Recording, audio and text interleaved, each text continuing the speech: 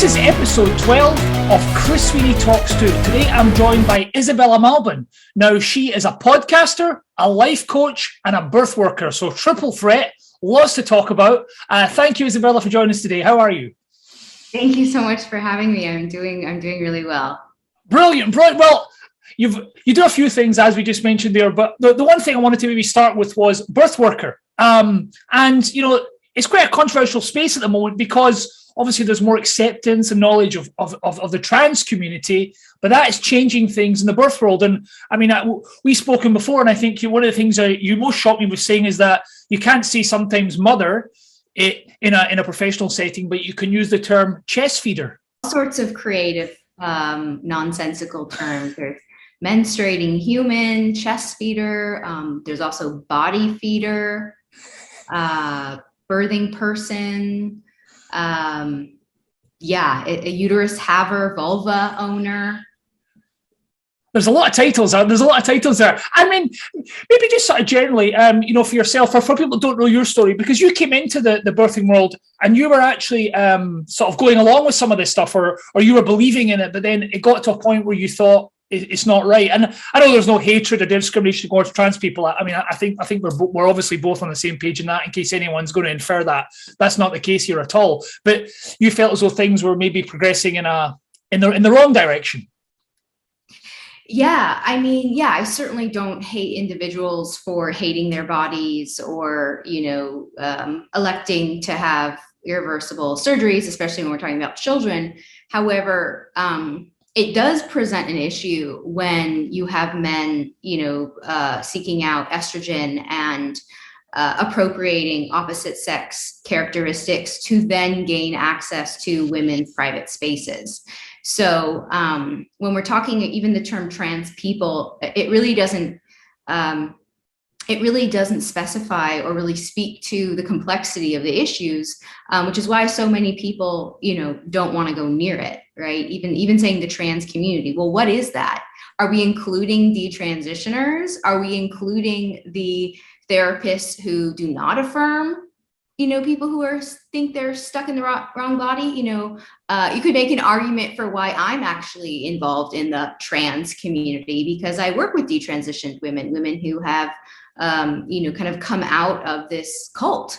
I certainly do not hate any one person. However, when we're talking about convicted serial rapists who identify as women wanting to be in women's prisons, I do have a very strong feeling about those men demanding access to those spaces, claiming the title of transgender. So, but yeah, back to your the original kind of point. Yes, I was indoctrinated through a doula training in 2016. I was 24 years old at the time. And it was just very seamless introduction. Hey, we don't use this language. This is why. If you want to be modern, if you want to be contemporary, if you want to be inclusive, this is what we do now. And for someone who was totally brand new to everything involving birth, the birth world, running a business, all of these things were totally brand new. I didn't really think to pause to kind of wonder if this particular facet of the training was problematic.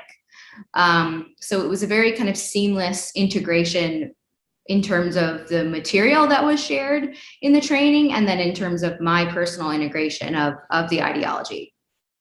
And in terms of sort of, speaking out about it or disagreeing, I get the impression that sort of discussion wasn't really encouraged. And maybe explaining, if we don't use the term mother, we use the term chest feeder, what does that mean? And how does that place people? There was an open discussion, I think. And I think that's one of the issues here. I think we all need to talk more. It just seems this whole kind of industry and world and things around this are difficult to talk about. Yeah, I think, feelings get wrapped up. I mean, people feel a sense of loyalty to those they know who claim the title trans. If you had a friend or a partner or a cousin or a sister or brother, whoever, who has, started to claim this identity, then yeah, I mean, I think a lot of people's knee-jerk response is to, defend this minority, highly oppressed minority is what we're told. And I think that comes from the fear of being called phobic or bigoted, because most people will they'll conflate same-sex attraction with the trans title. And so to critique the trans part must mean that you're also homophobic, which is ironic because the ideology itself is actually quite regressive and homophobic. In terms of your own sort of work with, with families, with mothers, because like you say, you're in the birthing world.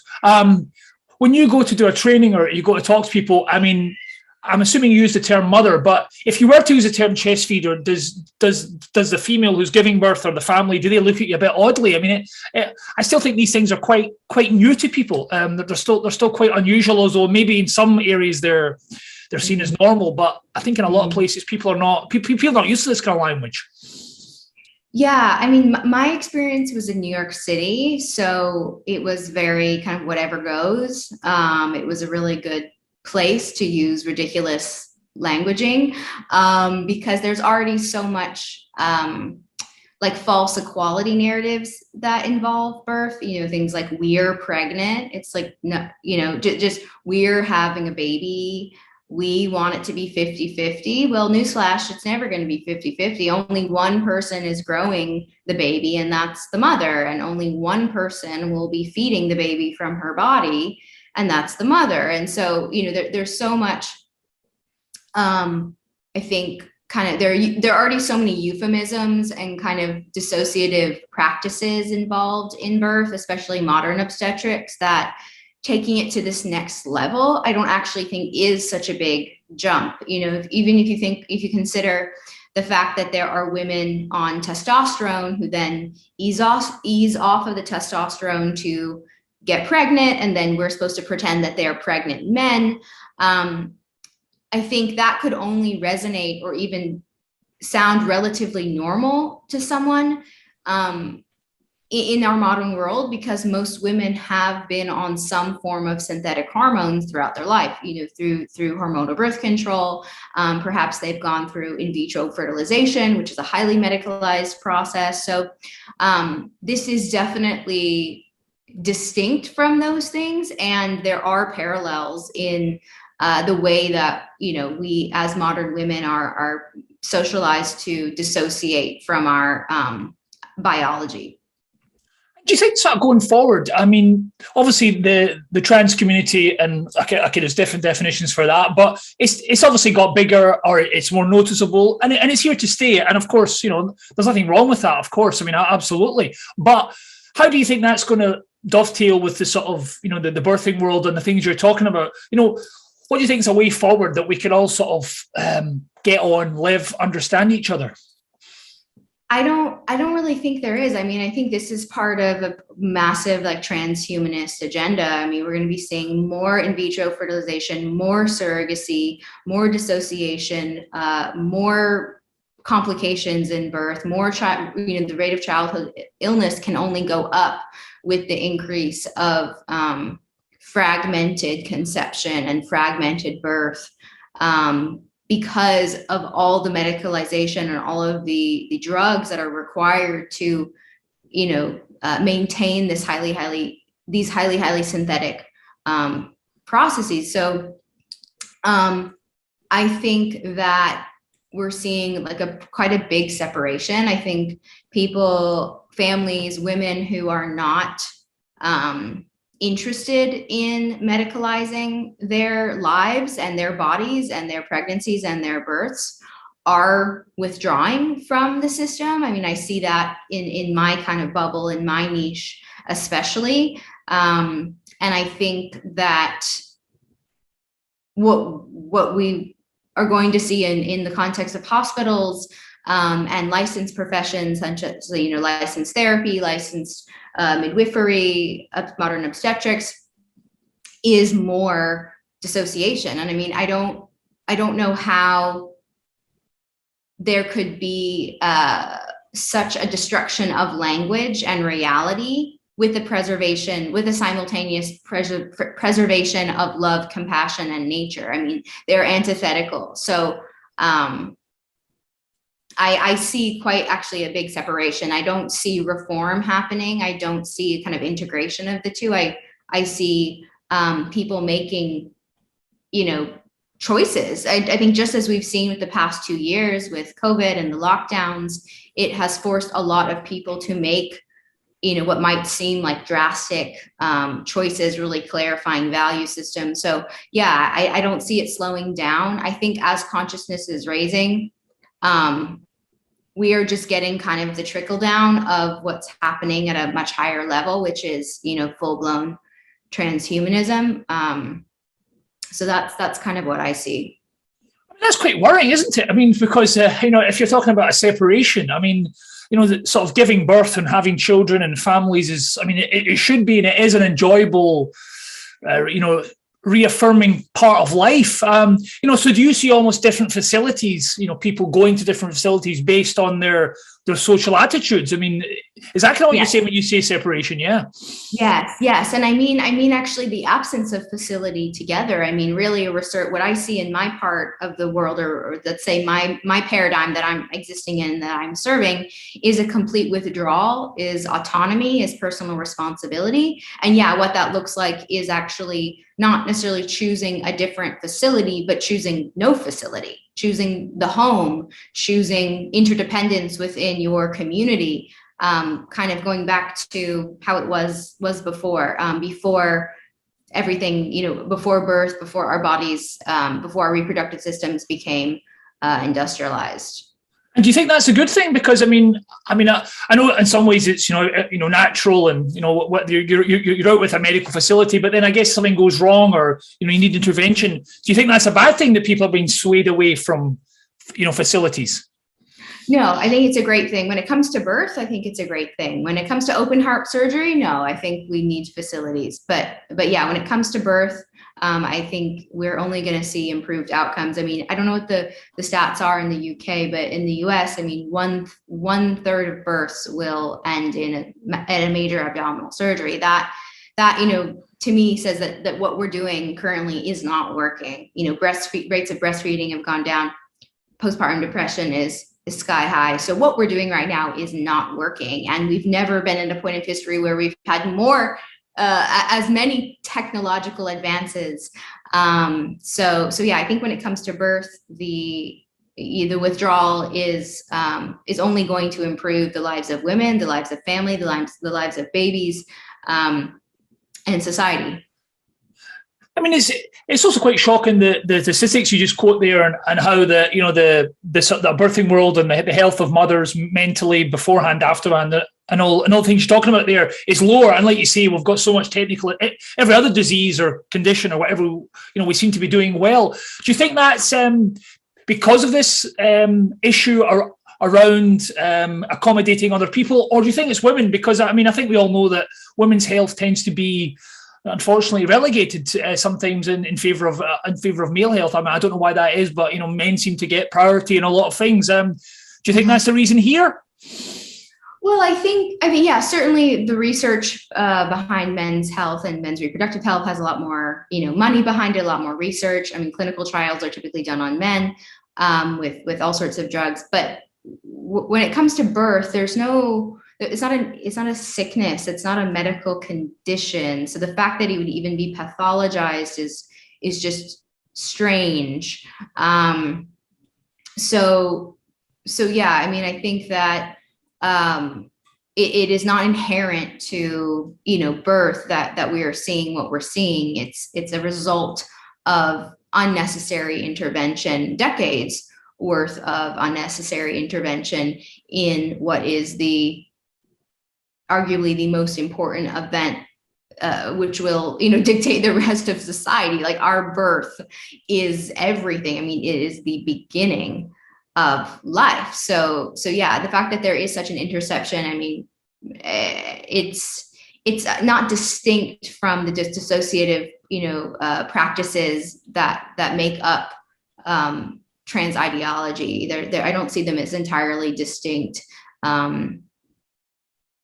They're there are parallels there. And so getting to the root, which is, what I and my colleagues are trying to do, really results in naming harm and pointing fingers. And so if we're talking about, a young girl or a young woman who wants to cut off her breasts, I'm interested in getting to the root of why that would be, not, affirming her fairy tale idea that she was actually born in the wrong body and it was actually meant to be a boy or a man.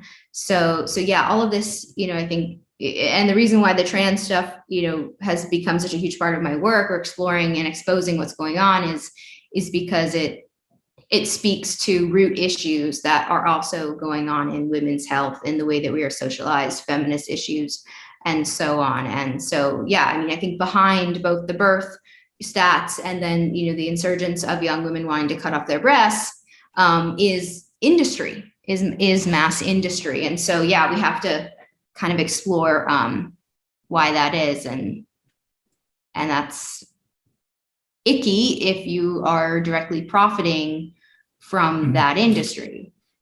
Yeah. I think one thing that everyone talks about, or not everyone talks about, but, some people bring up is that, and I think you mentioned it yourself, maybe sort of men gaining entrance to, women's spaces. And that is clearly an issue. But is there an argument that the number of men doing that is very small in relation to maybe people who are struggling with their gender dysphoria or their body? So, the balance there is maybe more people are struggling as opposed to maybe more men that are trying to do this, and we're targeting these men more, so the other people are being left without help. Do you know what I mean? That, there seems to be that balance where you don't want to leave anyone without help or support. And it seems a hard thing to bring together from someone like me looking from the outside. Yeah, I think we'd have to define what help is. I don't see a national healthcare system like, in the UK or in Canada, for example, like paying for breast implants as a legitimate form of help. I don't think anyone deserves that. I don't think anyone needs that. And I certainly don't think that should be considered a form of healthcare or treatment. So when we're talking about people struggling, okay, yeah, totally, let's get to the root of the trauma. But that doesn't mean me having no boundaries and all of a sudden opening up my private, intimate spaces where women are sharing their birth trauma stories to a man who wants to be validated in his fantasy of being a woman. So yeah, I would say that the stats for men claiming a trans identity raping women, men claiming a trans identity harassing women, men claiming a trans identity to enter women's circles and women's spaces is not low. It's actually way more prevalent than one would think, because it's not covered in mainstream media. I get messages and emails from women about the manipulation that they have experienced by men simply to sit in circle with them and their friends. So we're not always talking blatant harassment, but we're talking about manipulation and lying and boundary crossing. And that is something to be taken very, very seriously when you are opening up your home, when you're opening up your space, when you're offering a service to women for a very specific reason, let's say birth trauma or menstrual health, education or whatever it is. So I would say that, yeah, certainly these people are struggling. Both men and women are struggling with self-hate, and it's not specific to claiming a trans identity. This is this self-hate and this desire to mutilate yourself and everything that goes along with, let's say, suicidal ideation, whatever it is. These issues are not specific or isolated to people who claim a trans identity. So this idea that we would give them something that, first of all, isn't medical care, or that they would deserve something that isn't medical care, or highlight their specific needs, just doesn't resonate with women who are in this work, who are women-centered, right? We have enough going on. So this idea that we would shift our entire perspective, talking about a group of 20 women and one man, wanting to take over the whole space and talk about his feelings of being a woman, while the 20 other women are, the 20 women are talking about their birth rape. It's a little strange, and by my standards, totally unacceptable. So, there's real pain there. And I have spoken with these men, and I do work with detransitioned women. And I would say, in all cases, affirmation is never the answer. Affirming a delusion is never the answer to getting people the help that they need. But I mean, is that a hard balance, someone like yourself? Because obviously you're talking sort of honestly and bluntly, and I know you're doing it from the best possible way. And like you're saying, you're better to tell someone what you think in your professional opinion. But is that a hard thing to tell someone? Because I'm assuming a lot of people maybe don't want to hear that. And then maybe if you tell them in a quite a direct way, they go somewhere else to maybe hear what they want to hear. And now, is that a hard thing to find, that your advice maybe can be too strong and then it almost loses its message?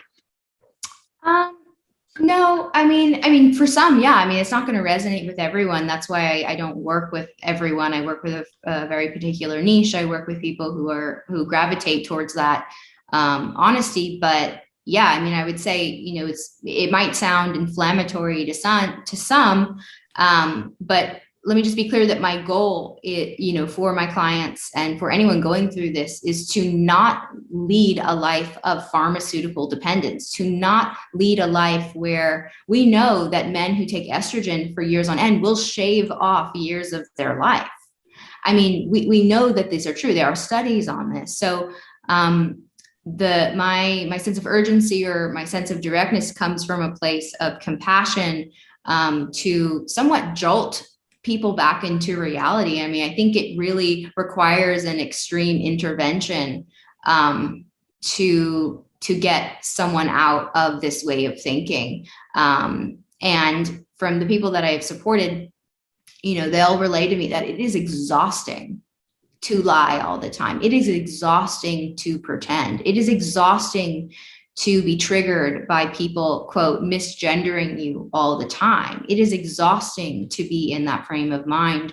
So I think, saying something as direct as "you were born a man and you're going to die a man," yeah, it might sound totally inflammatory to some, and the loving, honest, direct advice that the next person might need. And I would ask parents who are going through this, if your child was anorexic, would you buy them diet pills? Would you affirm that they were really, really, really fat and needed to lose more weight? No, absolutely not. That would be considered totally socially unacceptable, medically unacceptable, and just totally a backwards approach. I mean, that would be accepted as totally insane. So why would it be any different to lie to your son by telling him that he's a beautiful woman? I think one thing I would say is that, if you've got a young man, or I don't know, and they want to be a woman, or they feel they're a woman, and they change their name, but they don't do anything medically. Are they doing any harm to anyone? Do you feel like, is there a thing where, right, just let them be? If they want to change their name and they want to wear female clothes, go for it. Is there an argument there? So yeah, changing your names are not sexed. I mean, you can have whatever name you have. Of course, there's nothing wrong with that. Wearing clothes that are not sexed, in terms of their stereotypes. Yeah, gender nonconforming. I'm all for people breaking out of gender stereotypes, sex-based stereotypes. And if in the privacy of your home, you want to make believe and play make believe and role play with your wife that you're a woman, go for it. But once you start to ask other people to play along in your fantasy, that's where the issue is, right? So I can practice Christianity in my home or Judaism in my home, but once I start going out in the world and demanding that every time someone says the word universe, I ask them to change their word to say God, we have a problem. That's a problem. Yeah, I see what you're saying. So, yeah. Yeah, no, I mean, it's a very complex world. And one thing I was going to ask you about as well, sort of going into sort of the birthing world again. I mean, is there now an expectation if you go into a hospital or facility in the US that you can't use the term mother? And, how does that make midwives and birthing workers like yourself feel? So I'm so far removed from spaces like that now. Like I said, I'm serving women totally outside of that paradigm. But what I hear from women who are still in it and women who are just, navigating all of this, it really depends on what part of the US they're in. First of all, it depends on if they're a liberal city, if they're in a rural area. But it is getting increasingly popular and more difficult to find even a licensed home birth midwife who doesn't erase women. So it is becoming increasingly hard to find midwives who will use sex-based language, who will use words like mother,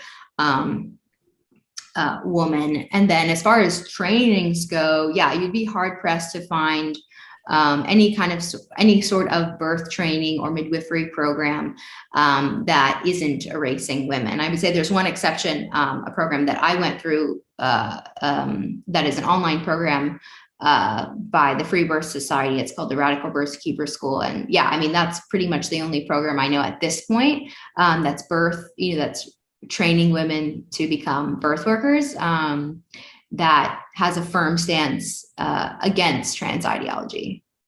I guess for me, I mean, this whole sort of world is it's not unknown to me, but I mean, I didn't realize the depth and these terms. And I'm guessing that most people, when they're in the hospital or facilities giving birth, women and their partners, they're probably just focused on what's happening because it's a huge thing in your life. So you're probably not aware of the language. Do you think it's something that people maybe aren't as aware of? And do you think, secondly, are staff maybe avoiding using words, just using your name because they don't want to get into all this? I mean, are we all sort of tripping over each other instead of having a frank, open discussion? Oh, I totally think so. And it's like having another job. I mean, it really is like having another part-time job to be able to keep track of all the nonsense. It's not natural, it's not normal, and it's not the truth. And so anytime you are not grounded in truth, it is hard. Things become difficult. It becomes exhausting. So I absolutely think that people are trying to avoid it. They don't want to get fired. They don't want to get reported to HR. They don't want to say the wrong thing. They don't want to offend, blah, blah, blah. So yeah, I think people do generally try to avoid it. And I also think that there's already so much going on in a hospital birth that is confusing and foreign, that what's one more thing? Yeah, exactly. Yeah, I mean, exactly. I mean, there was actually a study here in the UK. It was a bit of a scandal, recently, and one health board had a lot of deaths and a lot of issues because they were limiting the number of cesarean sections on purpose. So they were forced to go for natural births, and then sometimes it wasn't working out for them. And I just think there's a lot of politics at play in this world. I mean, I'm not a doctor, so I can't explain the ins and outs of it all. You'd someone like yourself be able to do it better. But it just shows you that there's a lot of things going on in this world where making it more complicated than it is, because as you say, birth should be quite a simple, easy, natural process. Mm-hmm. Yeah, and I don't actually believe that you can have a natural birth in a hospital. I mean, I think, defining even what is natural. I mean, most people will conflate natural with vaginal. Just because a baby comes out of your vagina doesn't make it natural. I mean, we're talking about opiates and Pitocin and IV fluids and surveillance and lights and loud sounds and strangers and fists inside the woman. And, it goes on and on and on. So yeah, I'd be curious to know more about those studies. And yeah, I mean, I think that in hospitals, especially, we create actually catastrophic, experiences for the woman that result in emergencies that wouldn't otherwise be present should the woman have been, treated like the way that we even treat zoo animals, which is to leave them alone. And do you think sort of, I mean, if anyone's listening to this and they're giving birth or they're thinking about giving birth or they're having children in the future, in terms of doing it the way you're saying it, and let's take natural, so out of the medical facility, at home, or, in your own environment, is that something you've maybe got to start from when you become pregnant all the way through? Because I think a lot of people will be worried that, okay, I've been going to see a midwife, I've been going to get scans, and then the big day, I'm on my own. I mean, what if something goes wrong? I don't know what to do if I start bleeding unconditionally or something tears. I mean, there must be that panic. I mean, I would be panicked, I'm saying, if it was my partner, there. Well, that's part of the prenatal experience in the system, is creating that sense of urgency and dependence. So I would say, yeah, it wouldn't make sense that someone would go through all of that prenatal, what my mentor calls grooming, prenatal grooming for the event of, of birth in the context of the hospital. Yeah, I mean, that would be quite an unusual experience to go through that whole process, having such intense dependence and trust to then, be out on your own. I think it's possible. I've heard stories of women actually leaving the hospital while in labor because the treatment was so bad, and having a blissful birth, at home on their terms with their partners.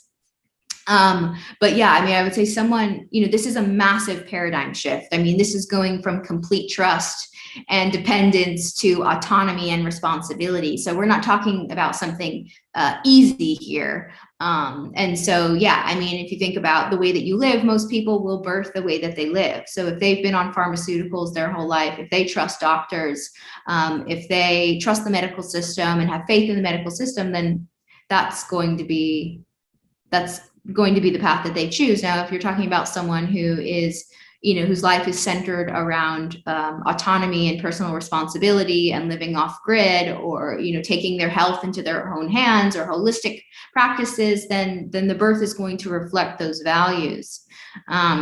So yeah, it's definitely quite a shift, and one that is quite unknown, at least consciously, to most women. I think unconsciously, subconsciously, everybody knows that what happens there, that there's something off, that there's something, not right about it. If you consider how we got to this place as the human race, we are all products and proof that unassisted birth works. Yeah, well, I mean, I was going to say, maybe not my parents' generation, maybe grandparent generation, you hear about a lot of people being born at home, the idea of an epidural. I don't think they knew what that was then, or they didn't use it. I'm not saying we can go back. Of course, the world does move on, and there's lots of great things we can embrace with technology, but there did seem a lot of people being born at home and sort of, the baby's coming, right, we're having it now. It did seem a kind of more natural environment back then, and lots of those and that generation seemed to be fine from what I can gather. It is quite interesting what you're saying. It's just kind of sparked into my mind as you were talking there. Yeah, it's a lot. It's a lot. I think, and kind of tying it back into like the trans stuff. When I used to teach childbirth ed, it wasn't really a class about childbirth ed. These are like paradigm shaking, like principles and ideas that are being shared here. And so whether we're talking about, the myths around birth, or, the truth, what's really behind trans ideology and the kind of complexity there. You're talking about unearthing major systems, which will ask people to reassess their values. And so I think that's also part of why so many people are afraid of even touching this issue, because what that would mean, I would say, would be, if you really want to go there, it could result in a total reorientation of your relationships, of your profession, of your value system, your understanding of seeing the world. So it is a big ask, actually, I think, to ask people to lean into what we're discussing here. Well, I was going to say, and just sort of finally, for yourself talking about this, I'm assuming, and it's not nice, I'm sure you've received a fair amount of flack and abuse for your views down the years. And is it difficult to go with that? Because even if people disagree with you, there's a way to disagree. And of course, you can disagree with them, vice versa. But I do think there's a lot of this kind of social media targeting of people in this space. And that's something we don't want on either side of it. Yeah, I feel like I've really gotten through that. Of course, it's difficult at first. I lost all my friends and social connections, and it was brutal. And I've made like a whole career and mission out of learning about these issues. So I would say, like in my case, I've been able to alchemize all of the bad shit and the critiques and the hate and all of that into something that's really meaningful and something that brings me joy, which is, helping women through these issues, whether those are parents of trans-identified kids or detransitioners or women working through rape in birth or outside of birth. They're all interrelated. So I would say that it's, at the end of the day, these are really dark issues. And if there's willingness, I think what is possible on the other side is really awesome, which, could be creation, community, and working towards, what you want to see for yourself and your family and your community. Is it hard on you? Is it a hard toll on you? Because like you're saying, these are all quite heavy issues. I'm just interviewing you, I'm talking to you about it, I move on, but you're sort of doing this day to day, and I guess you see a lot of people in very vulnerable, distressed things. Is it quite a hard job and world to be in as a professional? Because it can't be easy emotionally. I would say I was meant for it. My type is the helper, I'm in service to. So certainly, but I love what I do. I love working with women all day. I love talking. I literally just get to talk and support, talk to and support women all day. I feel pretty lucky, to get paid for what I do as well. I think it's really special. So I would say it's hard, but part of my inner resources, the inner resources that I've cultivated and learned, and the ones that I teach to other women, keep me going. So brilliant. And just sort of finally, Isabella, maybe people want to check out your podcast, they've watched this or they listen to this and they want to get in touch and maybe get some advice or speak to you. What's the best way to go about delving into all the things that you do? Totally. So everything is on my website, whosebodyisit.com. That's also the name of my podcast, the Whose Body Is It podcast. I'm on Apple Podcasts, Spotify, and then also YouTube. And more information about my coaching services, whether you're planning to give birth, whether you are working through losing all your friends, we're talking about the trans issue, whatever it is, all that info, my coaching info is all on my website as well. Brilliant. Well, thank you, Isabella. It's been a pleasure to talk to you. I hope we've shed some light. I think we've definitely opened up a few discussion points. So I'm sure people have enjoyed it and got a bit of an insight. And I thank you again for joining me. My pleasure. Thanks for having me.